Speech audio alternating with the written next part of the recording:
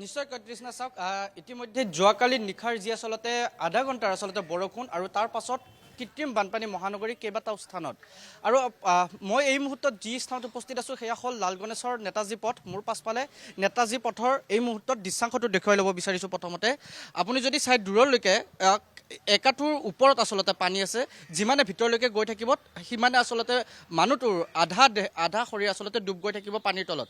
এয়া আজিৰ দৃশ্যাংশ দেখুৱাই আছোঁ। ৰাতি 10টা বজাৰ পৰা 11টা বজাৰ ভিতৰত অহা বৰষুণ আৰু তাৰ পাছত ৰাতিপুৱালৈকে এই পানীটো এই মুহূৰ্তলৈকে এই ধৰণে আছে। ইয়াৰ আচলতে ডাইভাৰশ্যন বোলা বস্তুটো এই মুহূৰ্তলৈকে নাই, যাৰ পৰিপ্ৰেক্ষিতত এই পানীসমূহ ইয়াতে আবদ্ধ হৈ আছে। পানীসমূহ ওলাই যোৱাৰ আচলতে কোনো সুবিধা নাই। কিন্তু এটা কথা উল্লেখ কৰিব লাগিব যে এই যি আচলতে দৃশ্য দেখুৱাইছোঁ, এনেকুৱা দৃশ্য মহানগৰীৰ কেইবাটাও স্থানত আছে।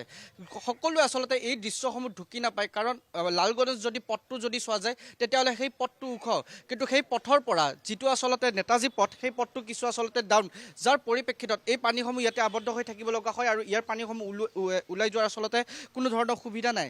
যাৰ পৰিপ্ৰেক্ষিতত ইয়াৰ যিসমূহ আচলতে ৰাইজ আছে, সেই স্থানীয় লোক আছে, তেখেতসকলে এই ধৰণে আচলতে জীয়াতু ভুগিব লগা হৈছে। তেখেতসকলৰ সন্তান স্কুললৈ যোৱাৰ, যিহেতু আগষ্ট মাহ স্কুল খুলি দিয়া হৈছে, স্কুললৈ যোৱাৰ অসুবিধা হৈছে, বজাৰলৈ যোৱাৰ অসুবিধা হৈছে। দেখুৱাইছোঁ এইসকল ইয়াৰ স্থানীয় লোক, তেখেতসকলে আজি বিপদত পৰি এই সমস্যাটো তেখেতসকলে দীৰ্ঘদিনে ভুগি আছে, যাৰ পৰিপ্ৰেক্ষিতত আজি তেখেতসকলে এই ওলাই আহিছে আৰু এই মুহূৰ্তত আমি সেয়া দৃশ্যাংশ দেখুৱাইছোঁ। যিমান দূৰলৈ আচলতে আমি কেমেৰাত দেখুৱাম এই পৰিৱেশটো, এই পানীসমূহ এই ধৰণে আচলতে দেখিবলৈ পোৱা গৈছে। মহানগৰীৰ কেইবাটাও স্থান দেখুৱাইছোঁ। পুৱাৰ ভাগৰ পৰা সতীৰ্থ সাংবাদিক কল্পই অনিল নগৰ, নবীন নগৰৰ পৰিৱেশ দেখুৱাইছে। তাৰ পৰিৱৰ্তে ৰুক্মিণী গাঁও, দ্বাৰকানগৰ বিভিন্ন স্থানত আচলতে কৃত্ৰিম বানপানী হোৱা দেখিবলৈ পোৱা গৈছে। এই মুহূৰ্তত এই লাল গণেশৰ যি আচলতে এই বাইলেনসমূহ আছে, এই বাইলেনসমূহতো কিন্তু সেই একেই পৰিৱেশ।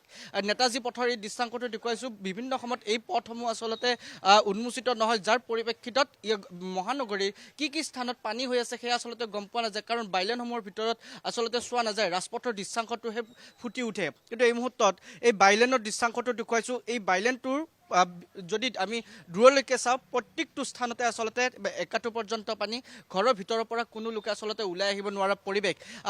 কিছু আগুৱাই আহিব, আপোনালোকৰ সৈতে কথা পাতিব বিচাৰিম। মই কিমান বছৰ ধৰি ইয়াতে আছে, মই প্ৰথমতে সেইটো সুধিব খুজিছোঁ।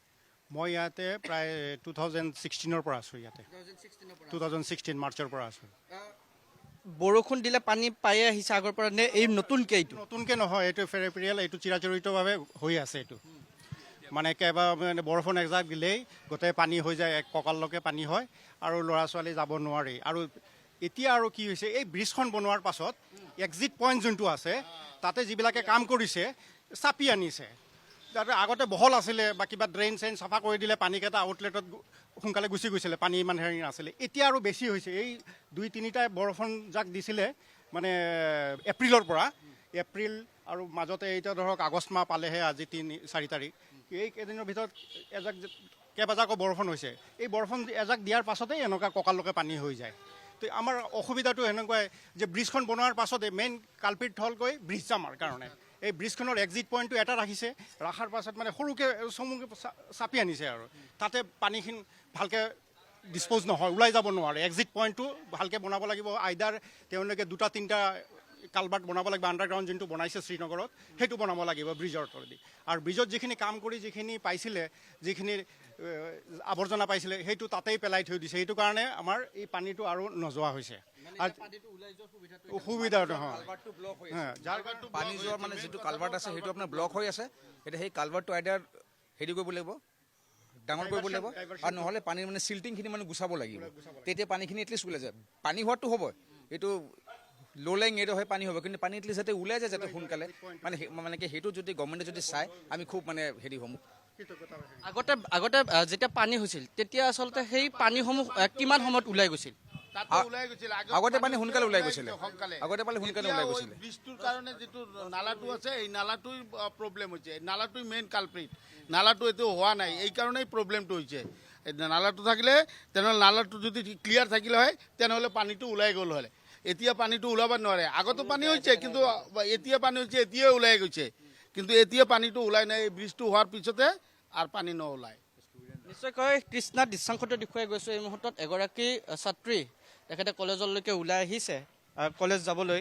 কিন্তু আচলতে দৃশ্যটো চাওক, পানীৰ মাজত এই ধৰণে তেখেতে আহিব লগা হৈছে আৰু এয়া আচলতে বৰষুণ দিলে তেখেতসকলৰ দৈনন্দিন যাত্ৰা এই ধৰণে আগুৱাই যাব লগা হয় কলেজৰ যি আচলতে পোছাক তেখেতসকলৰ সেই পানীত এনেকুৱা ধৰণে লেতেৰা হৈ যায় অকণমান জানিব বিচাৰিম কোনখন কলেজত পঢ়ি আছা তুমি ৰাধা গোবিন্দ এনেকুৱা কলেজত যাব লগা হৈছে পানী সেইটোৱেতো পুৰা ৰাস্তাবোৰ ভিতৰত আৰু বেয়া হৈছে ৰাস্তাবোৰ সেইটো ৰাস্তা শ্বৰ্টকাট ভাবিছোঁ আহিম সেইটোত ইমান পানী হৈ আছে এতিয়া তোমাৰ আমি দেখিছোঁ তোমাৰ পেণ্ট সম্পূৰ্ণ পানীত ভিজি গৈছে কলেজত এনেকৈ যাব লগা হ'ব এতিয়া সেইটোৱে কি আহ্বান জনাবা এই ৰাস্তাটোৰ ক্ষেত্ৰত ভাল কৰিব লাগে অলপ ৰাস্তাটো সেইটোৱে নিশ্চয়কৈ আৰু দৃশ্যাংশটো দেখুৱাইছোঁ এই ধৰণে আচলতে কলেজত যাব লগা হৈছে যাৰ পৰিপ্ৰেক্ষিতত তেখেতসকলৰ অহা যোৱাত আচলতে এই অসুবিধাটো হৈ পৰিছে পানীৰ কাৰণে দেৱালসমূহ আচলতে যেতিয়া দেখিবলৈ পাব সেই দেৱালসমূহ দেখিবলৈ পালে আচলতে কল্পনা কৰিব পাৰিব যে পানী কিটো স্তৰত এই মুহূৰ্তলৈকে ইয়াতে আবদ্ধ হৈ আছে ইয়াত যি লাল গণেশৰ যিখন আচলতে উৰণ সেতু নিৰ্মাণ কৰা হৈছিল সেই উৰণ সেতুখনৰ আচলতে যিটো এক্সিট পইণ্ট তেখেতসকলৰ যিটো অভিযোগ সেই অভিযোগ অনুসৰি সেই এক্সিট পইণ্টৰ ঠাইসমূহত আচলতে পানী ওলাই যোৱাৰ যিটো আচলতে সুবিধা সেই সুবিধাটো এই মুহূৰ্তলৈকে আচলতে কিছু আচলতে সৰু হৈ পৰিছে যাৰ পৰিপ্ৰেক্ষিতত পূৰ্বতে এই পানীসমূহ ইয়াৰ পৰা সোনকালে আচলতে ওলাই গৈছিল কিন্তু এই মুহূৰ্তত এই পানীসমূহ ইয়াৰ পৰা ডাইভাৰ্চন হিচাপে যাবলৈ পানীসমূহ ইয়াতে আবদ্ধ হৈ থাকে এই ওলাই যোৱাৰ আচলতে সুবিধাটো নাই এই সমগ্ৰ অঞ্চলটোত আমি যদি ক'বলৈ যাওঁ কেইবাঘৰ আচলতে ইয়াতে পৰিয়াল আছে আৰু সেই সকলোবোৰ পৰিয়াল এই ধৰণতে তেখেতসকলে পানীৰ মাজত আবদ্ধ হৈ থাকিব লগা হৈছে তেখেতসকলৰ যি বাহন সেই বাহন পানীৰ তলত আবদ্ধ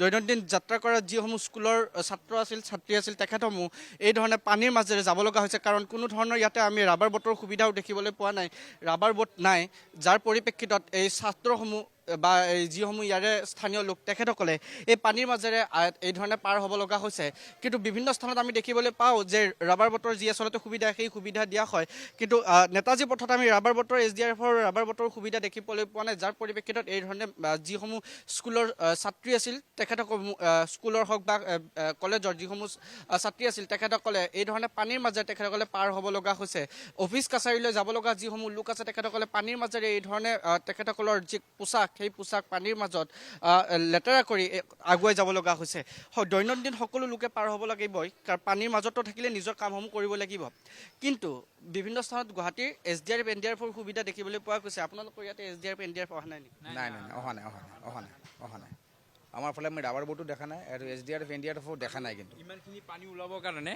এটাই কালভাৰ্ট কৰিছে মাজত এই গোটেই এৰিয়াটোৰ পানী এটা কালভাৰ্টে পাৰ নহয় ইয়াৰ মাজে মাজে দুটা তিনিটা কালভাৰ্ট লাগিছিলে মাজত মানে ডিভাইড বনাই নাই এটাই কালভাৰ্ট বনাই দিছে এইটো আৰু সৰু কৰি দিছে এতিয়া ব্ৰিজ বনোৱাই এতিয়া পানী ক'ত ওলাব নোলায় আৰু যিমান ব্ৰিজৰ কাম হৈছিলে যিমান সিহঁতৰ লেতেৰা হেৰি আছিলে চব তলত পেলাই দিছে পূৰা ড্ৰেইনত এইটো তলত জাম হৈ গৈছে ট্ৰেইনটো ভৰ্তি হৈ গৈছে জাবৰে ভৰ্তি হৈ গৈছে এইটো চাফা নকৰে আৰু এটাহে কালভাৰ্ট মাজতে আছে ইমান এৰিয়াটোৰ পানী এটা কালভাৰ্টে নাযায় আৰু এটা ড্ৰেইন আছে ডাঙৰ ড্ৰেইন বনাব লাগে তাৰ বেলেগ হেৰি কৰিব গোটেই পাহাৰৰ পানীকেইটাই ইয়াতে নমাই দিয়ে তো ক'ত যাব ইয়াতে পানী ফুলি থাকে আৰু এইটো বছৰত পানী বেছিকৈ হৈ আছে এই ব্ৰিজটো বনোৱাৰ পিছৰ পৰা আগতে যিখন লাল গণেশৰ যিখন নতুনকৈ নিৰ্মাণ কৰিল উৰণ সেতু সেইখন উৰণ সেতু নিৰ্মাণ কৰাৰ পিছত এই পানীখিনি এনেকৈ ৰৈ যোৱা হৈছে আগতে আছে আপোনাৰ ৰাস্তা নাই পানীটো যদি ওলাই গ'ল হয় আমি ইমান প্ৰব্লেমত চাগে আমি নপৰিলোঁ হয় পানী যোৱাৰ ৰাস্তা নাই এতিয়া ৰাতিপুৱাৰ পৰা কাৰেণ্ট নাই আমি এতিয়া পানী উঠাব পৰা নাই